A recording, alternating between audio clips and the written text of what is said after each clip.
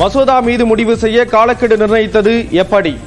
உச்சநீதிமன்றத்திற்கு குடியரசுத் தலைவர் திரௌபதி முர்மு கேள்வி. உச்சநீதிமன்றத்திற்கு சவால் விடும் வகையில் குடியரசுத் தலைவர் நடந்து கொள்வதாக முதலமைச்சர் மு.க. ஸ்டாலின் கண்டனம். பாரதிய ஜனதா சார்பில் ஆளுநர் செயல்பட்டது வெட்ட வெளிச்சமாகிவிட்டதாக அறிக்கை. தங்கம் விலை ஒரு சவரனுக்கு 1560 ரூபாய் சரிவு. ஒரு சவரன் 68,880 ரூபாய்க்கு விற்பனை. கிருஷ்ணகிரி, தர்மபுரி, திருப்பத்தூர், வேலூர் மாவட்டங்களில் இன்று கனமழை பெய்ய வாய்ப்பு.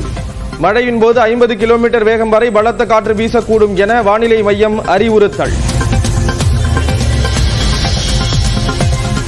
உதகையில் மலர் கண்காட்சியை தொடங்கி வைத்தார் முதலமைச்சர் மு.க. ஸ்டாலின். மலர்களால் உருவாக்கப்பட்ட அரியணையில் அமர்ந்து புகைப்படம் எடுத்துக் கொண்டார்.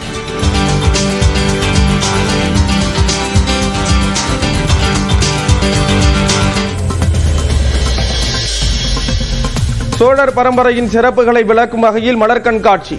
2 லட்சம் மலர்களால் உருவாக்கப்பட்டுள்ள ராஜராஜ சோழனின் அரண்மனை.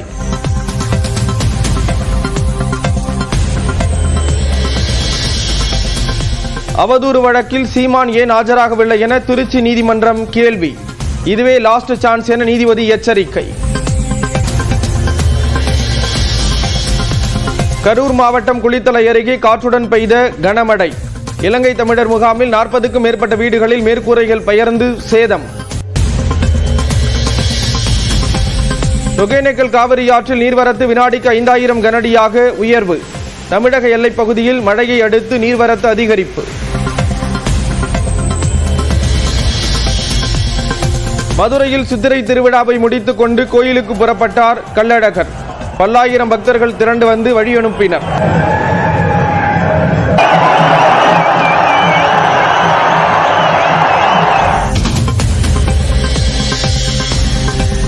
புதுக்கோட்டை மாவட்டம் ஆலங்குடி பகுதியில் காற்றுடன் கொட்டிய கனமழை. அறுவடைக்கு தயாராக இருந்த 700க்கும் மேற்பட்ட வாழைகள் சாய்ந்தன.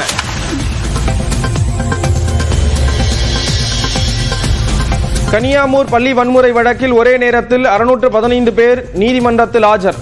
விசாரணை ஜூலை 17ஆம் தேதிக்கு ஒத்திவைப்பு.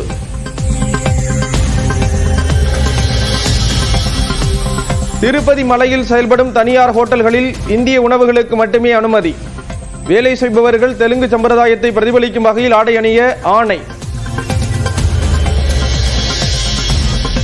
பீகாரின் தர்பங்காவில் காவலர்களால் ராகுல் காந்தி தடுத்து நிறுத்தம்.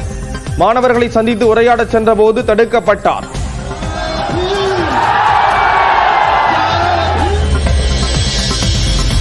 ராணுவ அதிகாரி சோபியா குரேஷியை குறித்து மத்திய பிரதேச பாஜக அமைச்சர் மத ரீதியாக விமர்சித்த விவகாரம்.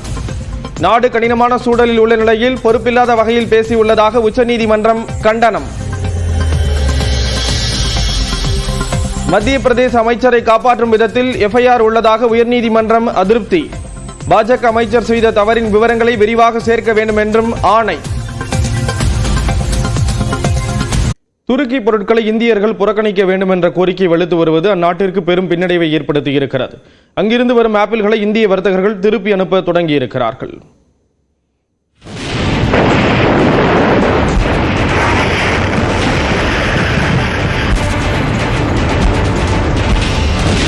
இந்தியா பாகிஸ்தான் நாடுகளுக்கு இடையிலான மோதலில் பாகிஸ்தானுக்கு ஆதரவளித்த வெகு சில நாடுகளில் துருக்கியும் ஒன்று.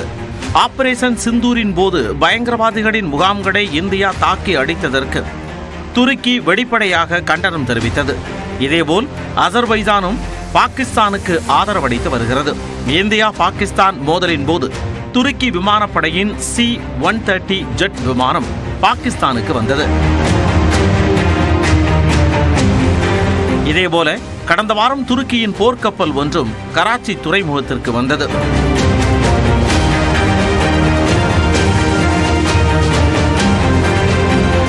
கடந்த வியாழக்கிழமை இந்தியாவின் பல்வேறு நகரங்களை தாக்க பாகிஸ்தான் பயன்படுத்திய 300-400 ட்ரோன்கள் துருக்கி நாட்டைச் சேர்ந்தவை என இந்திய ராணுவம் கூறியது.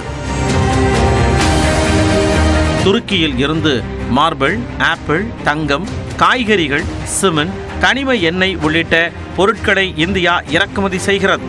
துருக்கி பாகிஸ்தானுக்கு உதவி புரிவதால் அந்த நாட்டிலிருந்து இறக்குமதி செய்வதை நிறுத்த வேண்டுமென பல்வேறு தரப்பினரும் கோரிக்கை விடுத்து வருகின்றனர். இதன் ஒரு பகுதியாக துருக்கியில் இருந்து வந்த ஆப்பிளை மும்பை வியாபாரிகள் திருப்பி அனுப்பி வருகின்றனர். பழ வியாபாரிகள் துருக்கி ஆப்பிள்களை இனி இறக்குமதி செய்வதில்லை என மும்பை பழ வியாபாரிகள் தெரிவித்துள்ளனர். இதனால் அந்நாட்டிற்கு 1200 முதல் 1500 கோடி ரூபாய் வரை வர்த்தக பாதிப்பு ஏற்படும் என கூறப்படுகிறது. துருக்கியில் இருந்து மார்பிள் இறக்குமதி செய்வதை நிறுத்த உதய்பூர் வியாபாரிகள் ஒருமனதாக முடிவு செய்துள்ளனர். இந்தியா ஆண்டுதோறும் சுமார் 14 முதல் 16 லட்சம் டன் மார்பிளை இறக்குமதி செய்கிறது. இதில் 70% துருக்கியில் இருந்து வருகிறது. இதனால் துருக்கிக்கு பெரும் வருவாய் இழப்பு ஏற்படும் என்று கணிக்கப்பட்டுள்ளது.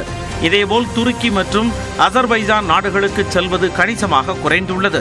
இந்த இரு நாடுகளுக்குமான முன்பதிவுகள் 60% குறைந்துள்ளன. அதே நேரத்தில் பயணங்களை ரத்து செய்வது 250% அதிகரித்துள்ளது. அசர்பைஜான் மற்றும் துருக்கிக்கான நாடுகளுக்கான அத்தியாவசியமற்ற பயணங்களை தவிர்க்க வேண்டுமென சுற்றுலா நிறுவனங்கள் மக்களை கேட்டுக்கொண்டுள்ளன. துருக்கியில் தற்பொழுது 3000 இந்தியர்கள் வசித்து வருகின்றனர்.